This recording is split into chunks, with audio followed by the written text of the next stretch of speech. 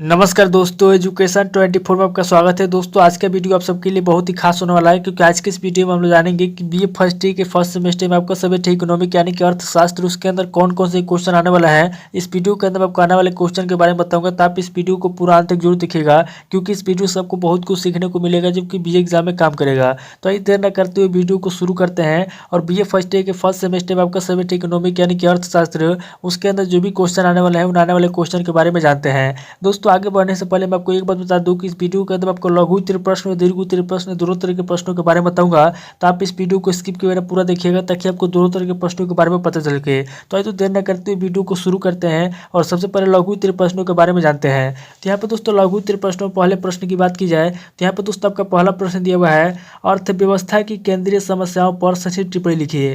पहला क्वेश्चन कह रहा है जो अर्थव्यवस्था है, पहले क्वेश्चन के अंदर आपको अर्थव्यवस्था की जो केंद्रीय समस्या है, अर्थव्यवस्था की केंद्रीय समस्याओं पर संक्षिप्त टिप्पणी लिखना है। अब दोस्तों अगले क्वेश्चन की बात की तो यहाँ पे दोस्तों आपका दूसरा क्वेश्चन दिया हुआ है, अवसर लागत के महत्व बताइए। दूसरा क्वेश्चन कह रहा है जो अवसर लागत है, अवसर लागत का क्या महत्व है। दूसरे क्वेश्चन के अंदर आपको अवसर लागत के महत्व बताना है। अब दोस्तों अगले क्वेश्चन की बात की तो यहाँ पे दोस्तों आपका तीसरा क्वेश्चन दिया हुआ है, मांग का नियम क्या है। तीसरा क्वेश्चन कह रहा है कि मांग का नियम क्या है। तीसरे क्वेश्चन के अंदर आपको मांग का नियम बताना है। अब दोस्तों अगले क्वेश्चन की बात की तो यहाँ पर दोस्तों आपका चौथा क्वेश्चन दिया हुआ है, आगमन प्रणाली के गुण बताइए। चौथा क्वेश्चन कह रहा है जो आगमन प्रणाली है, आगमन प्रणाली के क्या गुण हैं। चौथे क्वेश्चन के अंदर आपको आगमन प्रणाली के गुण बताना है। अब दोस्तों अगले क्वेश्चन की बात की तो यहाँ पर दोस्तों आपका पांचवा क्वेश्चन दिया हुआ है, उपभोक्ता अतिरेक का अर्थ स्पष्ट कीजिए। पांचवा क्वेश्चन कह रहा है जो उपभोक्ता अतिरेक है, पांचवें क्वेश्चन के अंदर आपको उपभोक्ता अतिरेक का अर्थ स्पष्ट करना है। अब दोस्तों अगले क्वेश्चन की बात की तो यहाँ पर दोस्तों आपका छठा क्वेश्चन दिया हुआ है, मांग की लोच की रॉबिन्सन द्वारा दी गई परिभाषा दीजिए।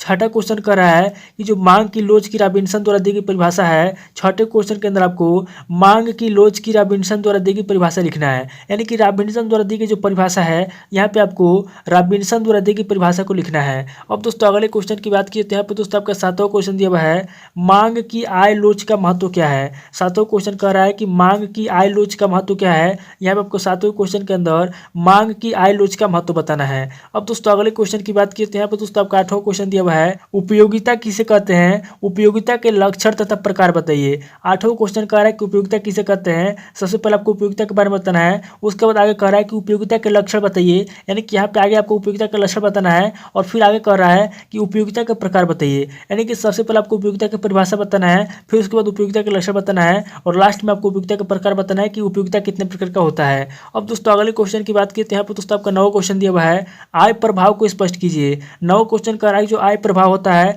आय का क्या प्रभाव होता है। यहाँ पर नवे क्वेश्चन के अंदर आपको आय प्रभाव को स्पष्ट करना है। अब दोस्तों अगले क्वेश्चन की बात की तो यहाँ पर दोस्तों आपका 10वां क्वेश्चन दिया हुआ है, प्रतिस्थापन प्रभाव को स्पष्ट कीजिए। 10वां क्वेश्चन कर रहा है जो प्रतिस्थापन प्रभाव है, 10वें क्वेश्चन के अंदर आपको प्रतिस्थापन प्रभाव को स्पष्ट करना है। अब दोस्तों अगले क्वेश्चन की बात की तो यहाँ पर दोस्तों 11वां क्वेश्चन दिया हुआ है, उत्पादन फलन के प्रकार बताइए। 11वां क्वेश्चन कर रहा है जो उत्पादन फलन होता है, उत्पादन फलन कितने प्रकार का होता है। 11वें क्वेश्चन के अंदर आपको उत्पादन फलन के प्रकार बताना है। अब दोस्तों अगले क्वेश्चन की बात की तो यहाँ पर दोस्तों आपका 12वां क्वेश्चन दिया हुआ है, अल्पकालीन एवं दीर्घकालीन उत्पादन फलन में अंतर बताइए। 12वां क्वेश्चन कह रहा है जो अल्पकालीन उत्पादन फलन होता है और जो दीर्घकालीन उत्पादन फलन होता है, इन दोनों फलनों में क्या अंतर होता है। 12वें क्वेश्चन के अंदर आपको इन दोनों फलनों में अंतर बताना है। अब दोस्तों अगले क्वेश्चन की बात की तो यहाँ पर दोस्तों आपका 13वां क्वेश्चन दिया हुआ है, उत्पत्ति ह्रास के नियम के क्षेत्र क्या है। 13वां क्वेश्चन कह रहा है कि उत्पत्ति ह्रास के नियम के क्षेत्र क्या है। 13वें क्वेश्चन के अंदर आपको उत्पत्ति ह्रास के नियम के क्षेत्र बताना है। अब दोस्तों अगले क्वेश्चन की बात की तो यहाँ पर दोस्तों आपका 14वां क्वेश्चन दिया हुआ है, वृद्धि प्रतिफल नियम को समझाइए। 14वां क्वेश्चन कह रहा है जो वृद्धि प्रतिफल नियम है, 14वें क्वेश्चन के अंदर आपको वृद्धि प्रतिफल नियम को समझाना है। अब दोस्तों अगले क्वेश्चन की बात की तो यहाँ पर दोस्तों आपका 15वां क्वेश्चन दिया हुआ है, सम उत्पाद वक्र का अर्थ एवं परिभाषा बताइए। 15वां क्वेश्चन कह रहा है कि सम उत्पाद वक्र क्या होता है। यहाँ पर आपको सबसे पहले सम उत्पाद वक्र का अर्थ बताना है और सम उत्पाद वक्र की परिभाषा बताना है। अब दोस्तों अगले क्वेश्चन की बात की तो यहाँ पर दोस्तों आपका 16वां क्वेश्चन दिया हुआ है, औसत लागत से आप क्या समझते हैं। 16वां क्वेश्चन कह रहा है कि औसत लागत क्या होता है, औसत लागत से आप क्या समझते हैं। 16वें क्वेश्चन के अंदर आपको औसत लागत के बारे में बताना है। अब दोस्तों अगले क्वेश्चन की बात की तो यहाँ पर दोस्तों आपका 17वां क्वेश्चन दिया हुआ है, क्या अल्पकालीन लागत वक्र यू के आकार का होता है। यहाँ पर 17वां क्वेश्चन कह रहा है कि जो अल्पकालीन लागत वक्र होता है क्या अल्पकालीन लागत वक्र यू के आकार का होता है? यहाँ पे आपको बताना है कि अल्पकालीन लागत वक्र यू के आकार का होता है कि नहीं होता है। अब दोस्तों अगले क्वेश्चन की बात की तो यहाँ पे दोस्तों आपका 18वां क्वेश्चन दिया हुआ है, पूर्ण प्रतियोगिता का अर्थ एवं परिभाषा बताइए। 18वां क्वेश्चन कह रहा है जो पूर्ण प्रतियोगिता होता है, पूर्ण प्रतियोगिता का अर्थ क्या होता है, परिभाषा क्या होता है। यहाँ पे 18वें क्वेश्चन के अंदर आपको पूर्ण प्रतियोगिता का अर्थ एवं परिभाषा बताना है। ये दोस्तों टोटल आपके 18 क्वेश्चन होंगे जो कि आपके लघु उत्तरीय प्रश्न पूछेंगे।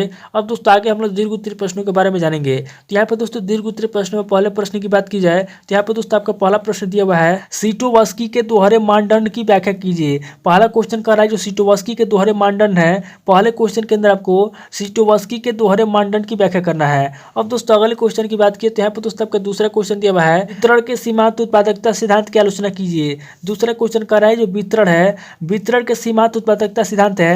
यहाँ पे आपको दूसरे क्वेश्चन के अंदर वितरण के सीमांत उत्पादकता सिद्धांत की आलोचना करना है। और दोस्तों अगले क्वेश्चन की बात की तो यहाँ पे दोस्तों आपका तीसरा क्वेश्चन दिया हुआ है, कीमत विभेद की शर्तों को समझाइए तथा मांग की लोच के अनुसार बाजा परक मूल्य विभेद का सही वर्णन कीजिए।